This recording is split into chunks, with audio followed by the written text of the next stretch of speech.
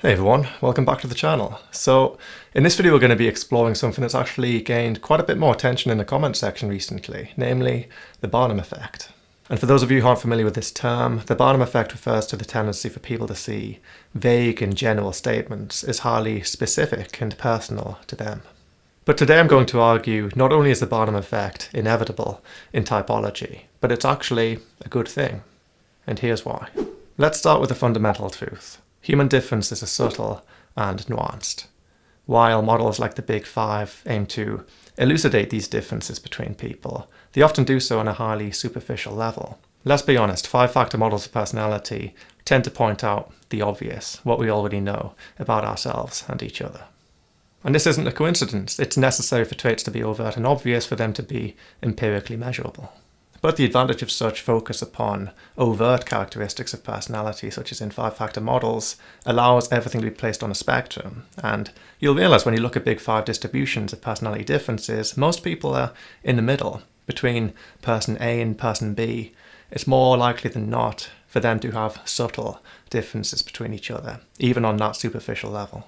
Typology, on the other hand, for all of its shortcomings, does offer a deeper and indeed more nuanced approach to human differences. And especially within this channel and the theory that we use herein, it's much more about elucidating a person's position on a typological spectrum than categorizing them into a fixed box.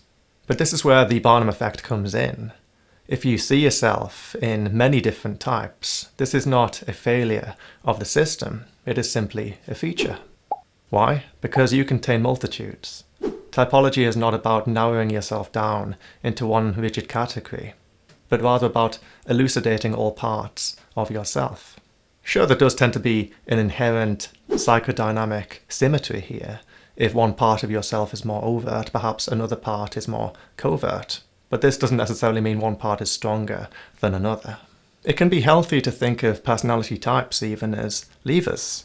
Each type, for example, represents a different way of interacting with the world, of experiencing the world. And by understanding these types, rather than just narrowing down into one type that's more popular on YouTube, for example, you can understand more parts of yourself and adapt yourself to situations you're exposed to more easily.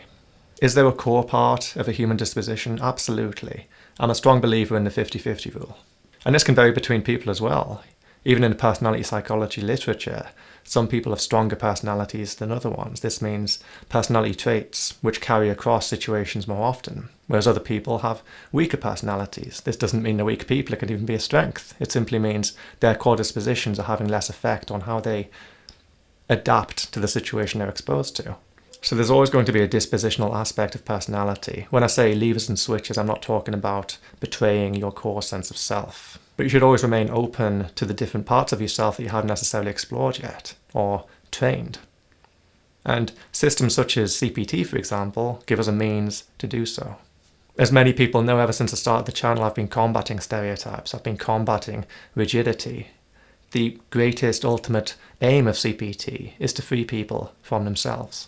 And the great irony here is that in being freed for yourself, you become more truly yourself. Because now you get access to your core sense of self, underneath your self-concept, underneath the narrative of who you believe yourself to be. It's the part of you that can see all of you.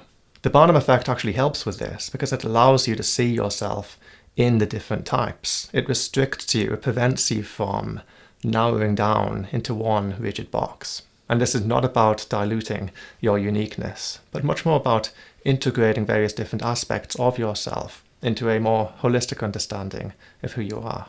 I often think people who hark on about typology not being inherently scientific often get the wrong idea about what it's supposed to be. And as you all know, I am interested in bridging the gap between personality psychology, the science side, and typology. But this does not mean they were not already distinctly useful fields in their own rights. The Barnum Effect has been criticized as making typology too vague or too general, but this misses the point. The only way to truly understand your own uniqueness is to first recognize how you are not so different from everybody else. The real differences lie in the nuances, the ways in which different parts of your personality come together and interact with one another across various different situations. A common misconception is you either relate to a type or you don't. But this is where a lot of binary thinking tends to begin. In reality, everyone has tendencies that align with different types, but the extent to which they do varies. Just because you see yourself in multiple different types does not mean you relate to them all equally. The Barnum Effect actually serves as a reminder of the inherent fluidity of personality, and really understanding this fluidity is the key to using typology effectively. The amount of times I see typological systems effectively self-destruct because they're trying to escape the Barnum Effect by becoming ridiculously binary and rigid and static really does belie the misconception people have about the usefulness of this entire thing. I mean, sure, I'm making a YouTube video right now. People who watch YouTube videos prefer to have easy, bite-sized ways of navigating complexity. But the problem with complexity is that it's complex. If you really want to get into typology, you need to embrace uncertainty, probabilism, fluidity, continuum, spectrums. And any good typologist will state things about people with a grain of salt.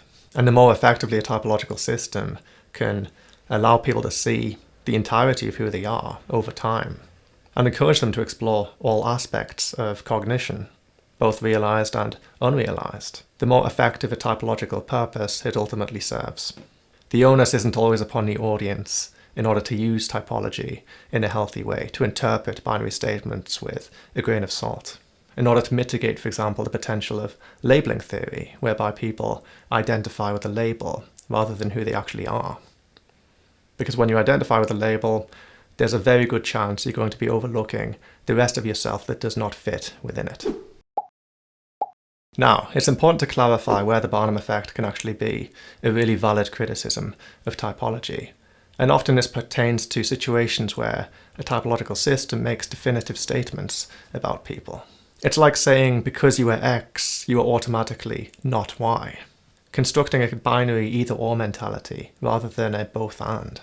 Within CPT, for example, sure, you might be an INFJ in one way, but because you're an INFJ in one way, you are an ESTJ in another. And when exposed to a different situation, this relationship of hows may even change. The system should be able to fit the truth within it, to allow the truth to change, to simply allow observations to be made, and for the facts to speak for themselves. When it becomes prescriptive and limiting, it ultimately becomes incompatible with the complexity of human behavior. Take astrology, for example. I mean, I don't class myself as an expert on this system, but the general tendency is if you have X planet in X house, it automatically therefore is not in the other house. And being in a particular house excludes you from the characteristics of another. And if in this case the description of the characteristics of one house, the one that you're in, for example, feels more or less equally as relatable as the characteristics of another house you are not in at all, then you have a problem. Because you have a system whereby a person is boxed into a specific portion of their personality characteristics and excluded from the rest of who they are. And I know hating on astrology is like going for the lowest hanging fruit, and there's a lot more complexity to it. But even so, the idea of you being in this thing and therefore not that thing, even if you do have transits throughout the year, doesn't seem like a particularly holistic employment of typology. And this applies to systems like human design, etc. as well. These are your gates and therefore these are not your gates, and I don't think transits alone are a sufficient encapsulation of the holistic nature of human personality, because they're all time dependent and the strength of them varies from person to person anyway. Even on a dispositional level, you are fluid. So in the case of something like astrology, where a lot of specific and definitive statements are made, yet in such a way whereby these statements end up feeling vague and generalistic so much that other equally definitive statements could just as much apply to yourself, the supposed precision of the system is therefore undermined. This is where the Barnum Effect becomes problematic, and honestly, I've seen this in most cases of typology, not just astrology. And heck, if you look at this channel and look at the video titles without actually looking at the content they pertain to, you'll probably get a similar thing going on. And this binary thinking can be problematic in more than just typology. It also occurs in genetics. Human traits as a whole, not just personality ones, are often not the result of an either-or mechanism. Often they arise more from a complex interaction on the polygenetic level. This is multiple genes working together to produce a wide range of individual differences. Just as genetics themselves are not as simple as saying you are either this thing or that thing, nor is typology. So here's where we get to the crux of what typology is, or at least should be.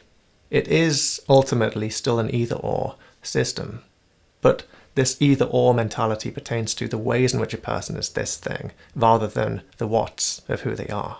This is a crucial distinction. Typology is not about saying you are one thing and therefore not another.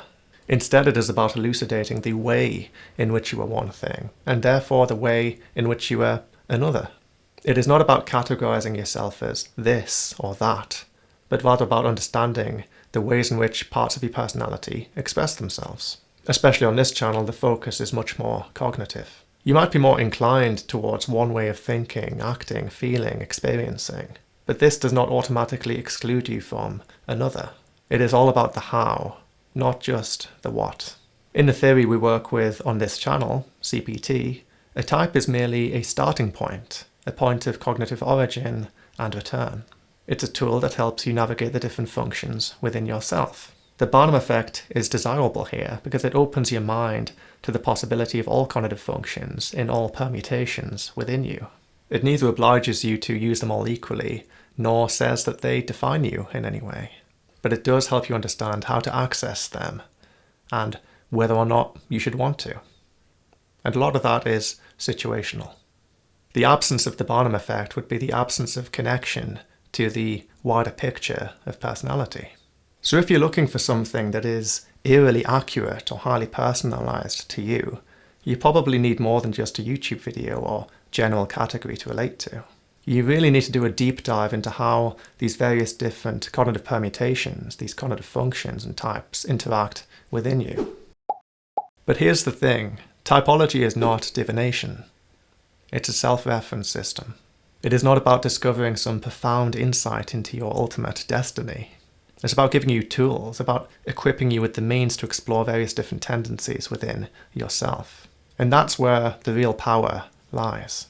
So the next time you start seeing your reflection in different personality types, do not dismiss this as a flaw of the system you're exposed to. Doing so carries the risk of going on to seek out systems that really try to stamp out, rather than embrace, the Barnum Effect. And these systems tend to express extreme differences between people in a highly unrealistic way. They encourage people to narrow themselves down into a single rigid category, rather than explore multitudes. And therein lies the realm of attribution bias and labeling theory. The Barnum Effect is not the enemy here. It is a guidepost showing you that you are on the right path. And if you liked what you heard in this video and would like to book a consultation with me, either for yourself or for your institution, for example, or if you just like to support the theory in the channel on that additional level, I highly recommend checking out Patreon and the website, links for which are in the description below. So as always, thanks for watching, keep questioning, keep exploring, and I'll see you in the next video.